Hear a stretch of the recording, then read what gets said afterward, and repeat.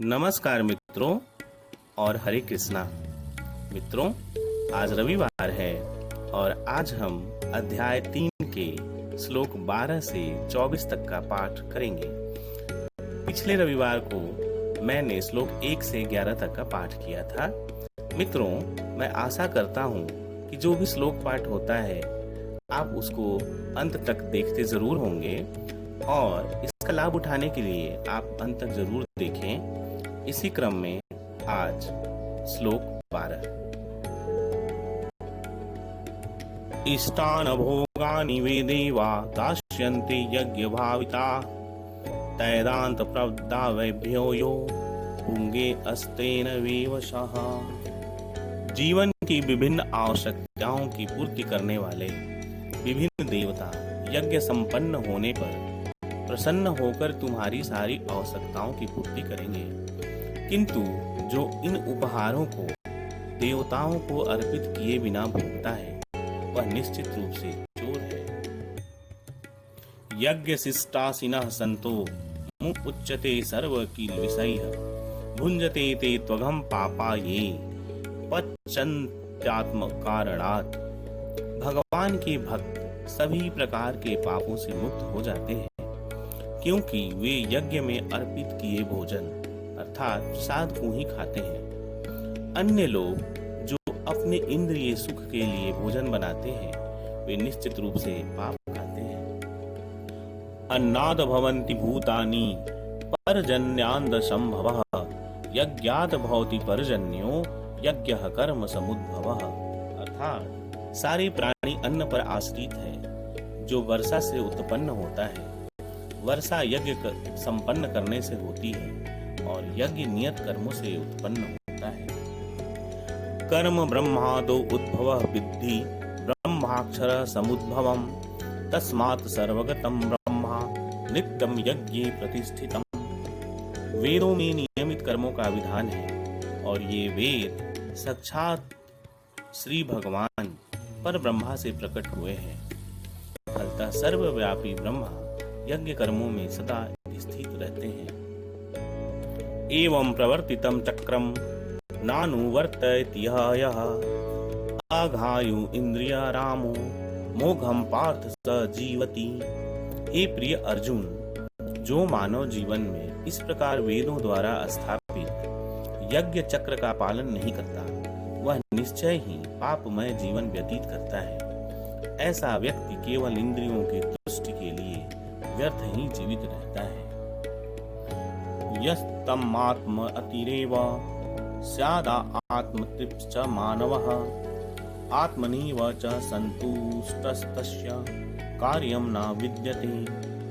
अर्थात किंतु जो व्यक्ति आत्मा में ही आनंद लेता है तथा जिसका जीवन आत्म साक्षात्कार युक्त है और जो अपने में ही पूर्णतः संतुष्ट रहता है उसके लिए कुछ करणीय नहीं है। नैव तस्य कृतेनार्थो न कृतेन कश्चन न च अस्य सर्वभूतेषु कश्चित् अर्थ व्यापाश्रयः। स्वरूप सिद्ध व्यक्ति के लिए ना तो अपने नियत कर्मों की करने की आवश्यकता रह जाती है, ना ऐसा कर्म ना करने का कोई कारण ही रहता है। उसे किसी अन्य जीव पर निर्भर रहने की आवश्यकता भी नहीं रह जाती है। तस्माद् सक्तः सत्यम कार्यम कर्म समाचर असक्तो वाचरन् कर्म परमाप्नोति पुरुषः।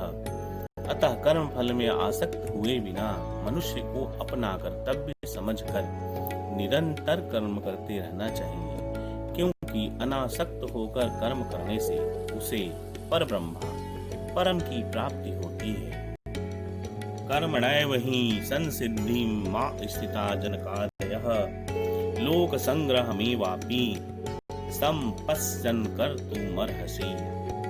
जनक जैसे राजाओं ने केवल नियत कर्मों को करने से ही सिद्धि प्राप्त की, अतः सामान्य जनों को शिक्षित करने की दृष्टि से तुम्हें कर्म करना चाहिए। यहाँ पे भगवान ये बताते हैं कि जनक जैसे राजा जो स्वरूप सिद्ध व्यक्ति थे वे वेदानुमोदित कर्म करने के लिए बाध्य नहीं थे, लेकिन सामान्य जनों के समक्ष आदर्श प्रस्तुत करने के उद्देश्य से वे सारे नियत कर्म करते रहे। जनक सीता जी के पिता तथा भगवान श्री राम के ससुर थे। भगवान के महान भक्त होने के कारण उनकी स्थिति दिव्य थी, किंतु वे मिथिला के राजा भी थे। अतः उन्हें अपनी प्रजा को यह शिक्षा देनी थी कि कर्तव्य पालन किस प्रकार किया जाता है। यद्यदाचरति श्रेष्ठ अस्तत देवेतरो जनः स यत् प्रमाणं कुरुते लोकस्तदनुवर्तते। महापुरुष जो जो आचरण करते हैं, सामान्य व्यक्ति उसी का अनुसरण करते हैं। वह अपने अनुसरणीय कार्यों से जो आदर्श प्रस्तुत करता है, संपूर्ण विश्व उसका अनुसरण करता है। यहाँ पर बहुत ही सुंदर बात कही गई है। सामान्य लोगों को सदैव एक ऐसे नेता की आवश्यकता होती है जो व्यवहारिक आचरण द्वारा जनता को शिक्षा दे सके। यदि कोई नेता स्वयं धूम्रपान करता है तो वह जनता को धूम्रपान बंद करने की शिक्षा नहीं दे सकता। इसीलिए चैतन्य महाप्रभु ने कहा है कि शिक्षा देने के पूर्व शिक्षक को ठीक ठीक आचरण करना चाहिए। जो इस प्रकार शिक्षा देता है वह आचार्य या आदर्श शिक्षक कहलाता है। अतः कोई भी शिक्षक जो कि अच्छी शिक्षा देना चाहता है, उसको चाहिए कि शिक्षा देने के लिए स्वयं शास्त्रीय सिद्धांतों का पालन करें। न मे पार्था अस्ति कर्तव्यम तिषु लोकेषु किंचन नान वाप्तव्यम वर्त एव च कर्मणि। अर्थात हे पृथापुत्र, तीनों लोकों में मेरे लिए कोई भी कर्म नियत नहीं है। ना मुझे किसी वस्तु का अभाव है और ना ही आवश्यकता है, तो भी मैं नियत कर्म करने में तत्पर रहता हूँ। यदि ह्वाह्यं न वर्तेयं जानु कर्मण्यतन्त्रितः मम वर्तमानुवर्तन्ते मनुष्याः पार्थ सर्वशः। क्योंकि यदि मैं नियत कर्मों को सावधानी पूर्वक ना करूं तो हे पार्थ, यह निश्चित है कि सारे मनुष्य मेरे पथ का ही अनुगमन करेंगे। उत्तसीदे यूरि मे लोकाना कुर्याम कर्म चेदहम् संगरस्य च कर्ता स्यामुपहन्यामिमाः प्रजाः।